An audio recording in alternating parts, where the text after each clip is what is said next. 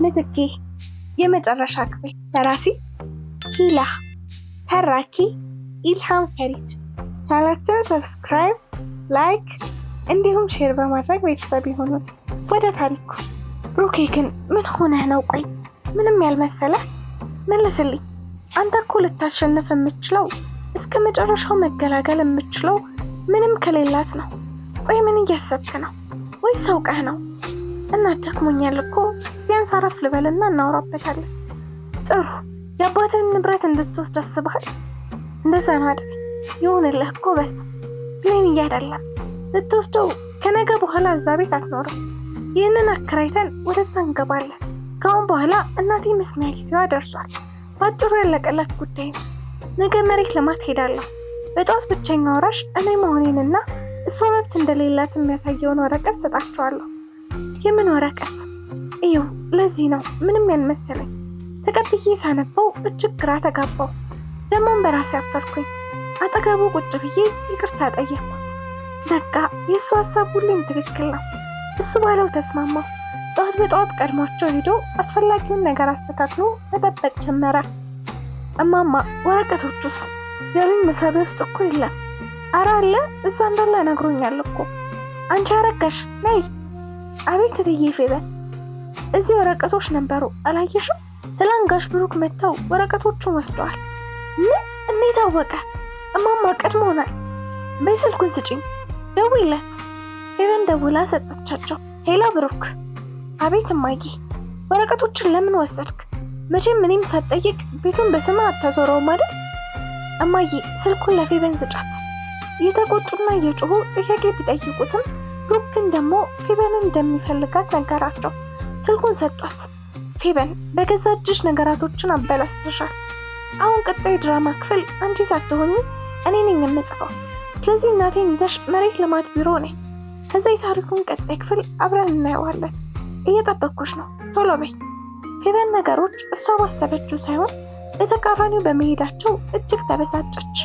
ያላትን ብቻ ማድረግ እንዳለባት አስባ ተነስታ ወደዛ ሄደች። ቦታ ላይ ሲደርሱ ብሩክን አዩት። እናቱ ሊስማቸው ሲል ፊታቸውን አዞሩ። ከዛም እማዬ የአባቴ ልፋት ውጤት ትዝታና ልጅነቴን ነጥቀሽ ለዚህ ሴት ልሰጪ ነበር? ይገርማል። የኔን ሳይሆን የብሌንን መልካምነት አይቶ ፈጣሪ ገጥሞ ነገሮችን አዘጋጅቶ ነበር።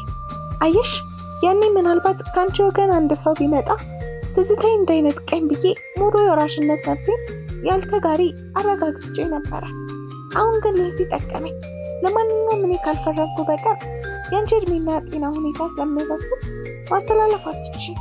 በተጨማሪ የፌበን መሰሪነት ምንም ዝምድና ባለመኖሩ ክስ እንኳን ብትመሰርት ትርፉ ድካም ነው የሚሆንባት። አሁን የምትሉኝ ከሌለ ወደ ቤት እንሂድና ለሁለታችሁም ማሳያችሁ ነገር አለ። አልሄድም ጭራሽ። ባዶ ሜዳ ከጣልካት ወዲህ ደግሞ ወደ ቤት ትላለህ? አባትህ ደህና አድርጎ አስተምሮ የለ እንዴ? የእሱን ፈለግ አይደል የምትከተለው? ጎሽ እማዬ፣ ይሄ ልመና ጥያቄ አይደለም። በይ እንሂድ፣ አንቺም ጭምር። ብሩኬ ከነማማ ጋር ወደ ቤት ሲመጣ ግሩምና ቤቲ አብረው ነበሩ። ሲገቡ ማማ በግልጽ ጠላትነት አይን አሳዩ። ቡና ሰራተኛዋ ማፍላት ስትጀምር ብሩክ ለእናቱና ለፌበን ፎቶዎች ሰጣቸው። እናቱ በድንጋጤ የፌበንን የውርደት ፎቶ በደንብ ካዩ በኋላ ምንድን ነው? የልጅ ልጅ እናት የውርደት ታሪክ መጀመሪያ ነው ፌበን። ስለዚህ ፎቶ ምን ታያለሽ? በውፍረት አንገቷን ስትደፋ የአሸናፊነት ስሜት ተሰማኝ። በቃ የድምፅ ሪከርዱን ስትሰማ ደግሞ የምታደርገውን ማየት ፈለኩኝ። ከዛ በፊት ጣልቃ ገብቼ በነገራችን ላይ ይህኛው ቤት አከራይተን ወደ ትልቁ ቤት ልንገባ ነው። ስለዚህ ፌበን ካሁን ጀምሮ ማረፊያሽን አዘጋጅ። ይሄ ደግሞ ምን ማለት ነው? በቃ ልጅነት ነው። መጨፈሩን መጠጣቱ ጊዜ አቷላት ነው። የምን ማባረር ነው ደግሞ? የምን ቤት ነሽ አንቺ? መልስ ሰጣቸው ብዬ ቤቲ ስትቆጣ ታውኩት። ብሩክ ፈጠን ብሎ ልክ ነሽ፣ ይሄ ያለፋችበት ገንዘብ ስለሆነ መርጫት አማራት። ቀጥሎ ያለውን በምን ታስረጅናለሽማ ብሎ ሪከርዱን ከፈተ። እማማ ሁሉንም ሰሙ። በተለይ ምግብ የምትከለክላት ለጥቅሟ የምታስመስለው ስታወራ የነበረውን ሲሰሙ አቀርቅረው አለቀሱ። እሷም ቀና ማለት አቃታት። ያኔ እማማ በለቅሶና በንዴት ቆይ ለምን ፌበን እንደ ልጄ ባየሁሽ እኔ ሽባ ምን አረኩሽ? አመንኩ ሰው ሁለቴ ልጎዳ እንደው ላንቺ እኮ ከናስ በላይ ነበርኩ እኮ ለምን አስረጂኝ ብሩክ መልስ እንድትሰጣት ጠየቀ። ይቅርታ ማማ ከዚህ ውጭ ልሎት አልችልም ብላ አንገቷን እንደደፋት ወጣች። ቶሎ ብዬ እቤት ደውዬ ማንንም እንዳታስገባ ቆልፋ እንድትቀመጥ ነገርኳት። አሜንና ሴና እናቴ ቤት ናቸው። እማማ እኔንም ጠልተው በእሷ ተጎድተው አዝነዋል። እማማ ነገሮች ተደረረቡባቸው። ብሩክ በማማ ሁኔታ እጅግ አዝኗል። ቢሆንም አሜን ሁሌም ከጎናቸው እንደሆነና በድጋሚ ድሮ ደስታቸው እንደሚመለስ ቃል ገባላቸው። እሳቸው ግን ድጋሚ ያላቸውን ሊያጡ እንደነበረና እኔና ብሩክን ያለ ጥፋታችን ሲወቅሱን እንደነበር እያስታወሱ ራሳቸውን መውቀስ አላቆሙ። በነገራችን ላይ እማማ አሁንም ለእኔ ያላቸው ጥላቻ ስሜት አልጠፋም። አሁንም እኔ ለብሩክ እንደማላስፈልገው ነው የሚያስቡት። አንድ ቤት አብረን በመኖራችን ምንም ደስተኛ አይደሉም። እነው በብሩክ ብርታት ነው ያሉት። አሜንን ካጠገባቸው በሰከንድም ቢሆን ማጣት አይፈልጉም። ዛሬ ፍርድ ቤት ቀጠሮ ነው። በእርግጠኝነት ለብሩክ ነው የአሳዳጊነት መብቱን የሚሰጠው። ፌበን ያን ቀን ውድቅ ከተከናነበሽ በኋላ አይተናት አናውቅም። አሜንም ቢሆን በጣም ናፍቋታል። እሷ ግን የውሃ ሽታ ሆናለች። ምናልባት ዛሬ ከመጣች የሚፈጠረውን አብረን እናያለን። ሁላችንም ወደ ፍርድ ቤት ሄደን ፌበንም መታለች፣ ተቆቁራለች። ቢሆንም በስርዓቱ የተስተካከለ አለባበስ ለብሳለች። ጥሩ የሴት ወይዘሮ መስላለች። ከጎኗ አንድ ወንድና 2 ሴቶች አሉ። ተስፋ የቆረጠችም ትመስላለች። ለነገሩ አንድ ልጇን ልትነጠቅ አይደል? ልጅን የማጣት ስሜቱን አውቀዋለሁ። ህመሙ እጅግ ይከፋል፣ ተስፋ ያሳጣል። በቃ ልጅን ከጎን ሲያጡ ዓለም ባዶ ትሆናለች። ነገ የሚባል ተስፋ ይርቃል፣ መኖር ይመራል። ሳላስበው እንባዬ በጉንጮቼ ወረደ። ማርኮኔን በዓይነ ህሊናዬ ሳልኩት። ፌበን ምን ያክል ልጇን ለምደው ጠረኑ አድርገው እንደምትሮጥ ከኔ ሌላ ማን ሊረዳት ይችላል? በተለይ እንደሱ አይነት ብቸኛ ሰው ልጁን አጥቶ ለሰከንድም ቢሆን እንዴት መኖር ይቻለዋል? በሳምንታት መጠንከሯ መጨከኗ እጅግ አስጨነቀኝ። እንባዬ ከዓይኔ መፍሰሱን እንዳላቆመ ያወቅኩት ብሩኬ በድንጋጤ ሲጠራኝና ሲጠይቀኝ ነበር። እናት ምን ሆንሽ? ለምንድን ነው የምታለቅሽው? ሲለኝ አይ ምንም እንዲሁ ብሩኬ አልኩት። ከዓይኔም በዓይን እየጠራረኩኝ ሲወተውተኝ አማራጭ አልነበረኝምና የተሰማኝን ነገርኩት። የኔ እናት የዋህ እኮ ነሽ። እዚህ እኮ ነው የምወድሽ። በቃ ክፋትን አታውቂም። ፈጣሪ ታጥቦ የሰራሽ እኮ ነሽ። ተው ብሩኬ ከልቤ ነው አትቀልድ። እያወራን ስማቸውን ጠርቶ ገባኝ። ፌበንና ብሩክ ግራና ቀኝ ቆመው የብሩክ ጠበቃ አስፈላጊውን ማስረጃ ለዳኛው አስረከበ። የፌበንም ጠበቃ የመከራከሪያ ሀሳብ ነው ያለውን ሁሉ አቀረበ። በስተመጨረሻ ባለባት መጥፎ ሱሶች በቂ የገቢ ምንጭ ባለመኖር ከዚህ በፊትም ልጁን ለአባቱ ማሳደግ እንዳቃታት ነግራ ሰጥተው እንደነበር በመግለጽ አሜን ከብሩክ ጋር እንዲያደግም ማየት በምትፈልገው ሰዓት እንድታየውና በየሳምንቱ የመጨረሻ ቀናት ከእናቱ ጋር እንዲያሳልፍ ይወሰናል። አሁን ሙሉ ሆነ። ፌበንም በየሳምንቱ አሜንን ትወስደዋለች። የኛም ቤት አከራይተን ከማማ ጋር መኖር ጀምረናል። እማዬ፣ ሴና፣ ሰናይት፣ ቤቲ፣ ግሩም፣ ባሩክ ሁላችንም በአንድነት ነን። ደስተኞች ሆነናል። አዲሱ ዓመት በደስታ ተቀብለን አሜንና ሴናም ትምህርት ቤት አስገብተናቸዋል። የፌበን ሁኔታ ግን እንቅልፍ እየነሳኝ ነው። ተከራይታ የምትኖርበት ቤት እጅግ አነስተኛና የማይመች ነው። በዛ ላይ እንደ ድሮዋ በአንድ ካፌ ውስጥ ካሸር ነች። በቃ ድጋሚ ከባዶ ጀምራለች። አሁን ከተንኮላ እንደተማረችና ህይወት እንደገባች ታስታውቃለች። እማማም ቢሆኑ ከቀን ወደ ቀን ሰላም እየሆኑ ነው። እንደ ድሮ ጥላቻቸው አልበዛም። አሁን አምላክን የምለምነው ልጅ ነው። በቃ መውለድ ፈልጋለሁ። ጸሎቴ ሁላ ልጅ ብቻ ነው። ስለቴም ልጅ ነው። እማዬም ብትሆን ብቻዋን አይደለችም። ሰራተኛዋ ስለመጣች ሰናይት አብራት እንድትኖር ጠይቃለች። ለኪራይ ብር ከምታወጣ ከማዬ ጋር ለመኖር ተስማምታለች። ቤትዬና ግሩምም የሞቀ ህይወት እየኖሩ ነው። ድርጅቱም ከቀን ወደ ቀን ልጆቹን እየጨመረና እያጠናከረ ነው። በህይወቴ ጉድለቴ አንድ ብቻ ሆነ፣ እሱም ልጅ። ከፈጣሪ በቀር ልጅ የሚሰጥ የለም። ጸሎትና ልመናዬ ልጅና ልጅ ብቻ ሆኗል። ሰኮንዶች ተራሩጠው ደቂቃ እየሆኑ ደቂቃዎች ተጠራቅመው ሰዓት እየፈጠሩ ሰዓቶች አስግመው ቀንን ከዛም ሳምንታትን ሲፈጥሩ የሳምንታት መዋሃድ ወራትን እየወለደ ነገሮች ቦታቸውን ከያዙ 7 ወራት ሆናቸው።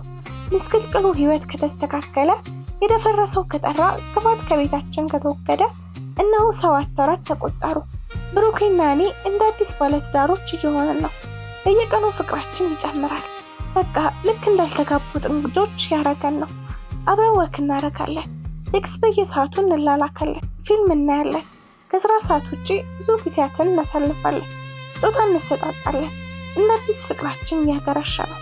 ዛሬ እራት ተጋባብዘን እሺ ቢለኝ አንድ ነገር መጠየቅ እፈልጋለሁ። ከተስማማ ለነገሩ የኔ ባል የመልካሞች መልካም ነው። የዋህ አፍቃሪ፣ ቆንጆ ኮስታራ ወንድ፣ በተለይ ደግሞ እኔ ስስ ጎኑን አውቃለሁ። ሚስቱም አይደለው። ብቻ ፈጣሪ ይታከልበትና እሺ በለኝ። የኔ ባል አንድ ነገር ልጠይቅህ፣ እባክህ እምቢ እንዳትለኝ። ምንድነው እናቴ? አንቺ ጠይቀሽኝ እኔ እምቢ ልልሽ የምችለው? ለአንቺ ጭራሽ አላቅማማም። እሺ ስልሽ ደግሜ ራሱ አላስብም። ይህን ሲለኝ እንደ ሁል ጊዜውም ውስጤ በሐሴት ተሞላ። አይኔኑ እያየው የኔ ላረገው ፈጣሪ ምስጋና ማቅረብ ጀመርኩኝ። መቼም እንደኔ እድለኛ ዓለም ላይ ትኖር ይሆን? በፍቅር የተጎመኘ አክባሪና ታዛዥ ባል የተሰጣት ሴት ትኖር ይሆን? ከብሩኬ ግራ ጎን የተወሰደው አጥንት ሴት እኔን ከሰራ በኋላ እናቴ ማህፀን አሳደረኝ። ከዛም ከተፈጠርኩ በኋላ ልክ እንደ ማግኔት እያስተሳበ አገናኘን። ጎዶሎ ጎኔ በእኔ ሞላት። አንዲት አጥንት እኔን ሆና ወደ ብሩኬ ተመለሰች። ድንገት ብድግ ብዬ ቁንጩን ሳምኩት። ምንድነው ነገሩ? ዛሬ ጫልና ያለ ነው። እባክሽ ንገሪኝ እስኪ። እዛም እንኳን ልመና ሳይሆን ምስጋና ፍቅር ነው። ፍቅሩ እሺ ይገባኛል። ምስጋናው ደግሞ ለምንድን ነው? የኔ ስለሆንክ ነው አባቴ። በእሺ ንገሪኝ፣ ምንድነው ጥያቄሽ? አባት ስለ ፌበን ነው፣ ስለ ልጅህ እናት። ግን በሌላ እንዳትወስድብኝ፣ ሴት ስለሆንኩ ነው። ፌበን ምን? ባለፈው ተጸጽታለች፣ ስራዋ ገብቶታል ምናምን ስትይ ነበር። አሁን ምን አደረገች? እውነት አሁን አንድ ጥፋት ካገኘሁባት እገላታለሁ ብሎ ፊቱ ሁላ ተቀያየረ። ተነገጥኩኝ፣ ተርበተበትኩኝ። አባት እንደዛ አይደለም። እሱ አሁንም ምንም አላጠፋችም። እኔ ለማለት የፈለኩት ሰዓት በጣም እያሳዘነችኝ ነውና ማዕከሉ ላይ የሆነ ቦታ ስራ ብትጀምር፣ እሷ ከተስማማች ወይም ደግሞ በቃ አሁን ከምትሰራ የተሻለ ስራ እንስጣት። ብቻ አላቅም። እሷን የምትችል ከሆነ የሆነ ነገር እናርግላት። ምን አይነት ሴት ነሽ ግን? እንደው አምላክ በየትኛው ስራ ይሆን አንቺን የሸለመኝ? በየትኛው ልቤ እንዲይዝሽ ይሆን አንቺን የሰጠኝ እናት? አንቺ እኮ ፍጹም ከሴት የለየ ባህሪ ነሽ። የትኛውም ጥሩ ሰው ያንቺን ያክል መልካም አይሆንም። ከአቅሜ በላይ ሆነሻል። ከኔም ከልቤም ከአካሌም የገዘፍሽ ነሽ። ብቻ ለአንቺ ባይመጥንሽም እወድሻለሁ የኔ የዋህ ንጹህ የእጁ ስራ። አይኖቹን ባቀረሩ። እኔ ደግሞ አለቀስኩኝ። ለምን እንዳለቀስኩኝ ለእኔም አልገባኝም። የፈለግኩትን ማድረግ እንደምችል ነገረኝ። ከቤቲ ጋር መማከር እንዳለብኝም ነገርኩት። ቤቲ ስለ ፌበን ስነግራት በጣም ተበሳጨችብኝ። ግሩምም ቢሆን እንዴት መልሼ ወደ ህይወቴ እንደማስገባት ጠየቀኝ። በእርግጥ ልክ ናቸው። ፌበንን መልሼ ወደ ብሩኬ ማቅረብ፣ ወደ ኑሮ የመቀላቀል የለብኝም። ግን ደግሞ አሜንን ወልዳለች። እነሱ ያልተረዱት ለእኔ ብቻ ስጋት የሆነ ነገር አለ። አሜን ማደጉ አይቀርም። እኔም እንደ ፈጣሪ ፍቃድ የልጅ እናት መሆኑ አይቀርም። ፌበን ደግሞ የፈለገ መልካም ብትሆን የሰው ሆዱ የወፍ አንዱ አይታወቅም እንዲሉ አብረው ለልጆች የገዛ ወንድማቸውን ጠላት እንዳታደርገው ስለመረራ ነው። እሷ ክፋትን ካሰበች በውሸት እኔ ብሩክን እንደቀማኋት ድሃ እንድትሆን ምክንያት እንደሆንኩ ብትነግረው እኔንም ልጆቼንም አባቱንም እየጠላ ይመጣል። መጨረሻም በቀል ያስብና በቀለኛ ይሆናል። እኛንም ራሱንም ይጎዳል፣ ያጣል። ለዛ ነው ለፌበን መልካም ነገር ማድረግ የማስበው። ለልጆቼ ስል መልካም መሆን እንዳለብኝ የሚሰማኝ። ሁሉም ይህን አልተረዱኝም። ብቻ ጊዜው ሁኔታውን እያሰቡ እየተበሳጩ ነው። እኔ ግን ነገን አስባለሁ። ከብዙ ክርክርና ጥል በኋላ ድርጅቱ ውስጥም ሆነ ማዕከሉ እስከምትሰራ ለምን ጥሩ ቦታ ሻይ ቡና እንድትጀምር ሙሉ ዕቃ ይሟላላት፣ ኪራይም ቢሆን የዓመት ቅድሚያ ይከፈልላትና ራሷን ትቻል የሚል ሀሳብ አመጡ። በዛ ተስማማል። ችግሩ የእሷ ሀሳብ ነው። ብሩኬን ማታ ላይ አናገርኩት። ጥሩ ሀሳብ እንደሆነ ነገረኝ። ፌበን የምሰራበት ካፌ ጠዋት ሄድኩኝ። አንድ ጥግ ላይ ተቀምጬ አስጠራኋት። ስታይኝ ተገርማ ቆመች። እንዴት አደርሽ ፌበን? ተቀመጪ። ፈጣሪ ይመስገን። ምን እግር ጣለሽ? እንደተቀመጠች የጥርጣሬ ዓይን እያሳየች ጠየቀች። ለወራሽ ነበረ። አንድ ነገር ልነግርሽ ፈልጌ ነው። ምንድን ነው? ልጄ ምን ሆነ? ተረጋጊ። ምንም አልሆነ። ስለሱ አይደለም ስላንቺ ነው። ስለኔ ምን መሰለሽ ፌበን፣ አንቺ አሚን እናት ነሽ። በዚህ ያለፈው አልፏል። ሁሉም በራሱ ልክ ነበረ። ስላለፈው ማንም ተወቃሽ አይሆንም። ምናልባት ሁላችንም በዚህ መንገድ መፈተን ማለፍ ህይወትን መረዳት ስላለብን ይሆናል እና አሁን የመጣሁት ፈቃደኛ ከሆንሽ አሁን ካለሽበት የሚሻል መስሎ ከተሰማኝ ከብሩኬ ጋር አውርተን በቂ ባይሆንም ትንሽ እንደመንቀሳቀሻ እንዲሆነች የሆነች ነገር ልናረግልሽ ነበረ። ማለቴ የንግድ ኪራይ ቤት ተከራይተን ሻይ ቡና ብትጀምሪ ብለን አሰብን። ወይ ደግሞ አንቺ ሌላ የምታሰቢው ነገር ካለ ንገሪንና እንክፈትልሽ። ይኸውልሽ ብሌን፣ ሀሳብሽን አከብራለሁ፣ በጣም አመሰግናለሁ። ግን እኔ በራሴ ነገራቶችን ማስተካከል እችላለሁ። አሁን የምኖረውን ህይወት እወደዋለሁ። አንድ ነፍሴን ማኖር አያቅተኝም። የማንንም እርዳታ አልፈልግም። ይቅርታ ፌበን፣ አልተረዳሽኝም። እርዳታ ያስፈልግሻል እያልኩ እኮ አይደለም። ጠንካራ መሆንሽን አውቃለሁ። ግን ነገ የተሻለ እንድትሰሪ ከፈለግሽ እንደ ብድር ቁጠሪው፣ ወደፊት ትከፍያለሽ። እባክሽ፣ ለአንቺ ሳይሆን ይሄ ለአሚን ነው። ወደፊቱ ከአንቺ የተሻለ ነገር ይጠብቃል። ለሱ ስትይ ደግሞ ትልቅ ነገር አይደለም እኮ። ይኸውልሽ ስራው ካልተስማማሽ ሌላ ነገር መጀመር እንችላለን። ብቻ አንቺ ተቀበይኝ እባክሽ። ብሌን፣ ስራው አይደለም ችግሩ፣ ከበደልኩ ቤተሰብ ያውም ከአንቺ መሆኑ ነው። ማን እንደዚህ ያደርጋል? የእውነት ልትረጂኝ ነው ወይስ አሁንም የበደልኩሽን ልክሽኝ? እስቲ ንገሪኝ። እውነት እንዳምንሽ ትጠብቂያለሽ? የቆሰልኩሽ ቁስል ሳይደርቅ መልካም ላድርግልሽ ስትይኝ የምቀበልሽ ይመስልሻል? እስቲ በእኔ ቦታ ሆነሽ አስቢ። ትዳሬን ልታፈርስ እምወደው ልትቀማ ያሰበችን ሴት እንዴት ብዬ እረዳታለሁ? ፈጣሪ ባይረዳሽና ብለባት ተሆኝ ኖሮ ያንቺ የሆነ ሁሉ የኔ እንዲሆን ስጠን ነበር እኮ። ማነሽ ታዲያ አንቺ ለእኔ መልካም የምታደርጊው? ቆይ የትኛዋ መልአክ ነሽ? በንገሪኝ። ያሰብሽ ሁሉ ትክክል ነው፣ ግን እመኚኝ ፌበን፣ እኔ ክፉን በክፉ ከሚለው ወገን አይደለሁም። እማዬ ስታሳድገኝ መልካም መሆን ቆይቶ ይከፍላል፣ እየገደሉሽም ቢሆን ይቀርባል። በተአምር ግን ክብርሽን፣ ሀገርሽን፣ ባልሽና ሃይማኖትሽን እንዳታስነቂ። አራቱን የማንነትሽ መገለጫ ናቸው። ከአራቱ አንዱን ካጣሽ መኖርሽ፣ ሙሉነትሽ፣ አንቺነትሽ ጥያቄ ውስጥ ይገባል። ያንቺ ያልሆነ ነገር መመኘት፣ መንጠቅ መጨረሻው ውድቀት ነው። ከውድቀት ሁሉ የከፋው ግን በቀልና ቂም ነው። ሁለቱ በልብሽ ካሉ ተንኮል፣ ክፋትና ሰላም ማጣት ተክተልትለው ወደ ልቦናሽ ይገባሉ። ያኔ የተፈጠርሽለት ዓላማ፣ የምትኖሪለትን ምክንያትና የተጻፈልሽን መልካም ነገር ሁሉ ከአንቺ ታርቂያለሽ። ባለሽ ነገር መርካትን ታቆሚያለሽ። ስለዚህ ጥሩ ላረገልሽና ለምትወጂው ለምታውቂው ሰው ብቻ ሳይሆን ለከፋብሽ ለማታውቂው ግን አንቺ መልካም ነገር ለሚያስፈልገው ማንኛውም ሰው ሁሉ ዘር፣ ሃይማኖት፣ ጾታ፣ መልክና ቁመት ሳትለይ መልካም ነገር አድርጊ። የኔ የሰማይ ቤትሽም የምድር ህይወትሽም ታደላድያለሽ እያለች ነው። እናም በሞተው ልጅ አጥንት እምልልሻለሁ። እኔ ቂም አልያዝኩም፣ ልበቀልሽም አይደለም። በቃ ከዚህ በኋላ መሻሻል አትችልም። የምታገኘው ከቤት ኪራይና ከወድሽ አልፎ ለነገሽ አይጠቅምሽም እያልኩሽ ነው። ከፈለግሽ አስብበትና ደውይልኝ። እኔ ግን ቃል ገባለሁ የትላንቱን ረስቼልሻለሁ። ሰላም ሁኚ። ፌበንን ካናገርኩ በኋላ ቀጥታ ወደ ማዕከሉ ሄድኩኝ። ከዛም አንዳንድ ነገሮችን አስተካክዬ ወደ እናቴ ቤት ሄድኩኝ። ምሳ ሰዓት ደርሶ ስለነበር እማዬን አብራኝ ወደ ቤት እንድትሄድ ብጠይቃትም እምቢ አለች። ብሩኬ ለምሳ ስለሚመጣ ወደ ቤት ሄድኩኝ። ቤቲ ደውላ የተፈጠረውን ነገርኳት። በጣም ገረማት እና የራሷን መላምት ታስቀመጠች። ምናልባትም ድጋሚ የሆነ ነገር አስባ እንዳይሆን አለች። እኔ ግን ፍርሃትና ጸጸት ከዓይኗ ስላነበብኩኝ ድጋሚ ተንኮል እንደማታስብ እርግጠኛ ነበርኩኝ። ብቻ እስክደውል እንደምጠብቅ ነገርኳት። ቤት ስደርስ ሁሉም ተሰናድቷል። የምግብ ፍላጎት ባይኖረኝም መቅረብ ስለነበረብኝ ቀረብኩኝ። ብሩኬ ስለ ውሎዬና ስለ ፌበን ጠየቀኝ። የተፈጠረውን ሁሉ ነገርኩት። እማማ የሆነውን ሲሰሙ ደነገጡ። ብሌን፣ ለፌበን ይቅርታ አድርገሽላት ነው ይህንን ያሰብሽው አሉኝ።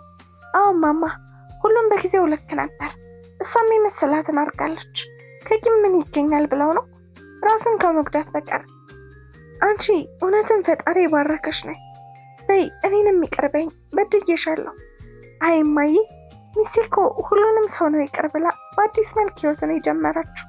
ባለፈው ይዝግብ ሁላችንም ጎተናታል። እሷ ግን ረስታልናለች። እማማ፣ እኔ የእናቴ ግልባጭ ነው።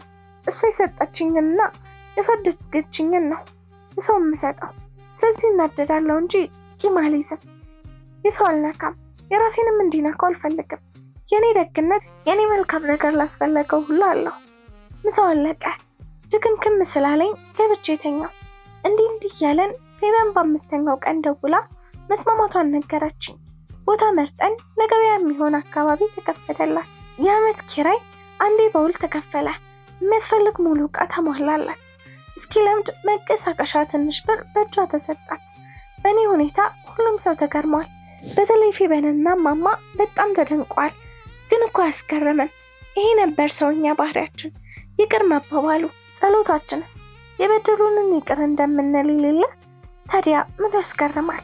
ብቻ እኔ በደስታ እኖራለሁ፣ እነሱ በሰሩት ሲያፍሩ እኖራለሁ። ረስቼላቸዋለሁ፣ ህሊናቸው ግን ያስታውሳቸዋል። በዚህ ሁኔታ ወራቶች አለፉ። የሚገርመው ነገር ሰውነቴ ከዕለት ዕለት እየጨመረ ነው። እርግዝና ነው እንዳልል እየቅለሸለሸኝም በነገሮች ተወጣጥሬ ስለነበር በሌት ቀኔንም ዘንግቼዋለሁ። ብቻ በውስጤ ልጅ እንዲሆን እየተመኘው ነው። ሆስፒታል መሄድን ፈራሁ። ለብሩኬ መንገሩ የበለጠ አስፈራርቶኝ ጓጉቶ እንዳይሰበር ፈራሁ። ለማንም ሳልነግር ስብሰለሰል ቀናቶች አለፉ።